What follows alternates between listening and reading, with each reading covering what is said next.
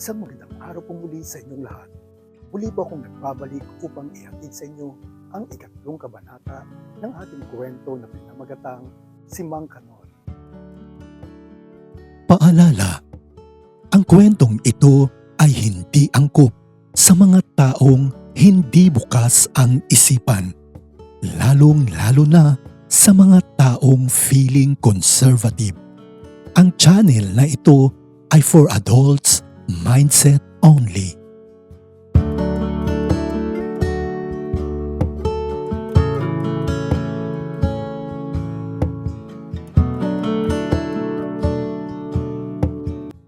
Muling nagbabalik ang kwento na pinamagatang si Mang Kanor, ang ikatlong kabanata.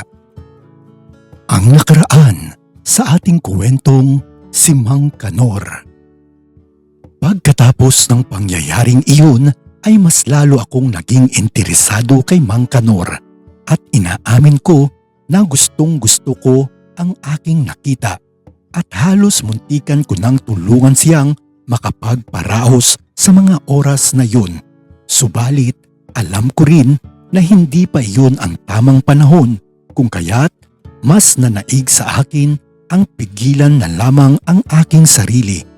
Samantala, kinabukasan noon ay maaga naman akong gumising at halos mag-aalas 6 na ng umaga kung kaya't bumangon na ako at dali-dali kong binuksan ang bintana sa aking kwarto.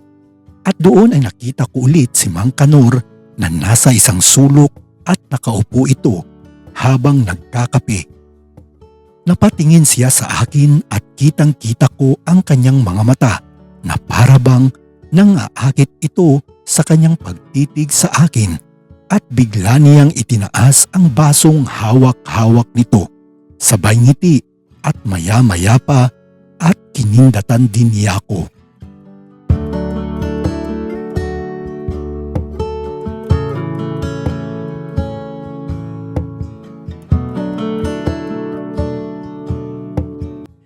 Medyo ginanahan naman ako sa mga oras na yon at tila ba'y ganado at maganda ang aking umaga dahil kay Mang Kanor.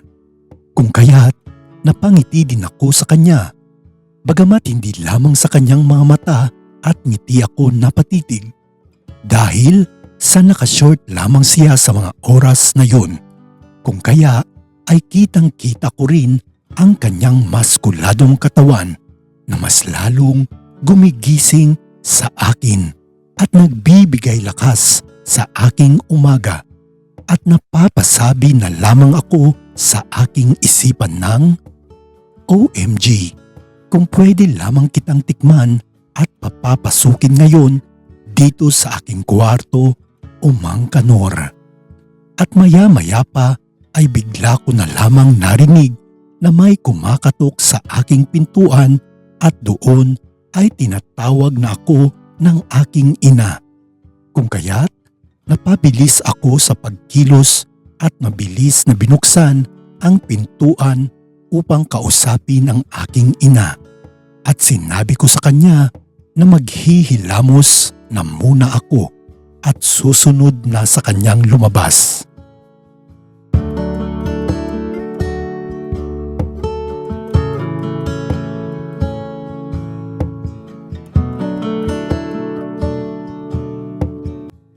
Lumabas na ako ng aking kwarto at dumiretso sa kusina at doon ay nakita ko muli ang aking ina na abala sa kanyang ginagawa. Lumapit ako at kumuha ko ng isang baso at nagtimpla muna ng kape.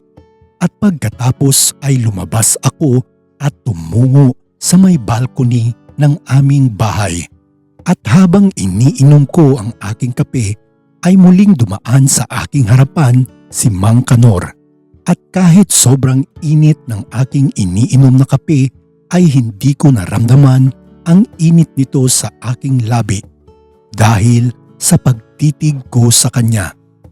Nakafit na maong na pantalon lamang si Mang Kanor at sobrang sexy nito at hot niyang tingnan ng umagang iyon. Lalo pa at nakataplis lamang siya at inilagay lamang niya ang kanyang t-shirt sa may likurang bulsa ng kanyang pantalon.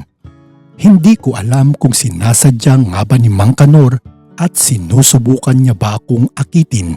Ngunit kahit ganoon pa man ay gustong gusto ko rin ang kanyang ginagawa sa akin. Kakaiba ang kanyang mga ngiti at pagtitig ng kanyang mga mata na mas lalong nagbigay sa akin ng kakaibang pakiramdam para sa kanya.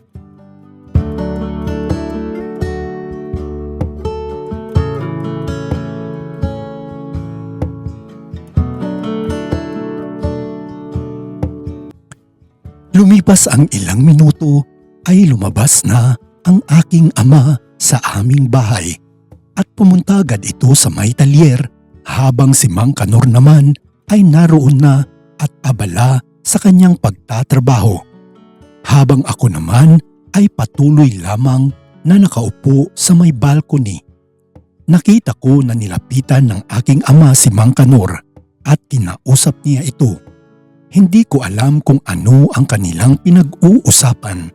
Kung kaya, nagdesisyon ako na pumasok na muna sa loob ng aming bahay. Subalit, bigla kong narinig ang boses ng aking ina at tinatawag niya ako. Kaya, lumapit ako muli sa kanya at tinanong kung ano ang kailangan nito sa akin. Sinabi ng aking ina na aalis sila ng aking ama at babalik sila doon sa lamay ng aming kamag-anak dahil sa huling araw at gabi na nito. Sinabi rin ng aking ina na bukas na sila makakauwi dito sa aming bahay. Kaya ako lamang at si Mang Kanor ang maiiwan dito. Medyo natuwa at na-excite naman ako sa aking narinig at naisip ko na pagkakataon ko na ito upang magkaroon kami ng oras ni Mang Kanor.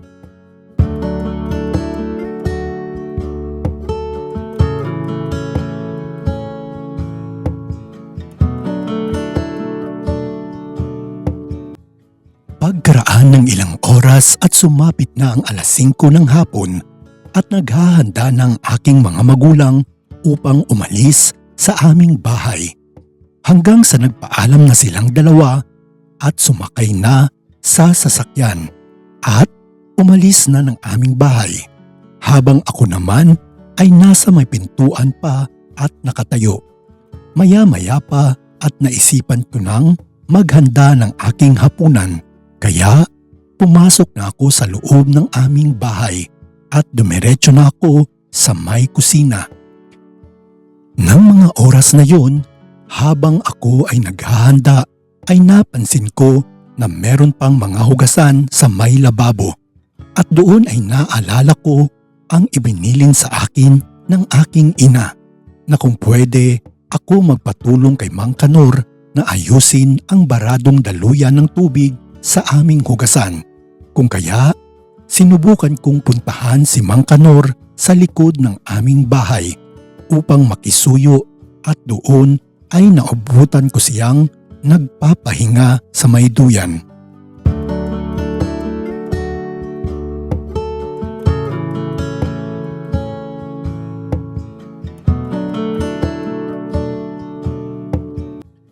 Lumapit ako sa kanya, subalit ng mga oras na yon ay mahimbing itong nakatulog at nagpapahinga at nakataas ang dalawang mga kamay nito at nakapatong sa kanyang ulo at nakabukaka pa ang kanyang dalawang hita.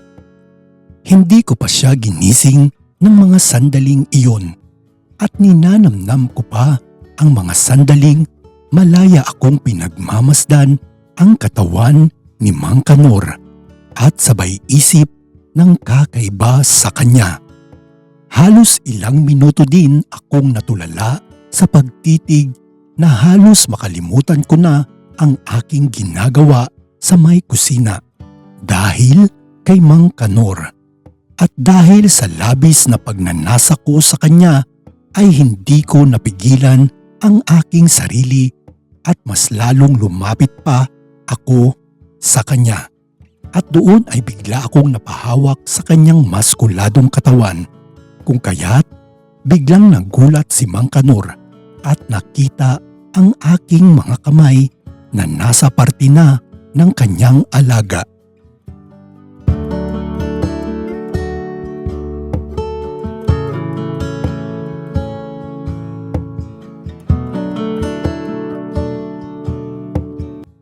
Hindi naman nagalit sa akin si Mang Kanor, subalit nasambit na lamang nito ang aking pangalan, kung kaya't natauhan ako sabay na nahihiya sa aking ginawa sa kanya.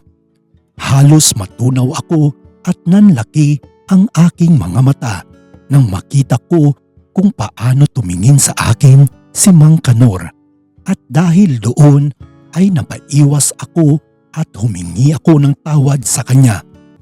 Ngumiti na lamang sa akin si Mang Kanor at sinabi nito na okay lang daw naman at walang problema. Kaya huwag daw akong mag-alala. Sabay na tumayo ito sa may duyan. At doon habang tumatayo ito ay napansin ko na buhay na ang kanyang alaga. At dahil sa sobrang buhay na nito, kaya bumabakat ang kanyang harapan, at para hindi mahalata ay tinanong na lamang niya ako kung ano ang aking pakay sa kanya. Kaya naman sinabi ko na lamang na kung pwede ako magpatulong na ayusin ang baradong tubo ng aming lababo sa may kusina.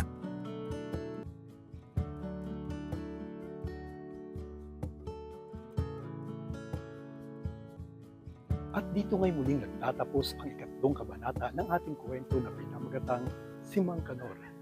Abangan niyo po muli ang susunod pang kabanata. Huwag niyo pong kalimutang mag-like, mag-subscribe at mag-share. Muli, ako po ang inyong Kuya Ronz at magandang araw sa inyong lahat.